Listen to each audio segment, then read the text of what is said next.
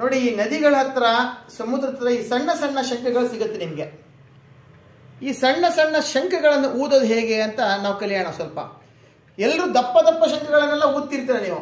ಈ ಸಣ್ಣ ಶಂಖ ಊದೋದು ಕಷ್ಟ. ಎಲ್ರಿಗೂ ಹೇಗೆ ಊದೋದು ಅಂತ ಅವರೆಲ್ಲ ಹೀಗೆ ಅಂತ ಹೇಳ್ತಾರೆ. ಬಟ್ ಹಾಗಲ್ಲ, ಇದನ್ನ ಸರಿಯಾಗಿ ಊದ್ಬೋದು. ನೋಡಿ, ಮೊದಲು ಈ 2 ಬೆರಳುಗಳ ಮಧ್ಯ ಈ ಶಂಖವನ್ನು ಇಟ್ಕೊಳ್ಳಿ. ಹೀಗೆ ಈ ರೀತಿ 2 ಬೆರಳುಗಳ ಮಧ್ಯೆ ಶಂಖವನ್ನು ಇಟ್ಕೊಂಡು ಬೆರಳುಗಳನ್ನು ಫೋಲ್ಡ್ ಮಾಡಿ, ನೋಡಿ ಈ 2 ಬೆರಳುಗಳ ಮಧ್ಯೆ ನೀವು ಊದಬೇಕು. ನೋಡಿ,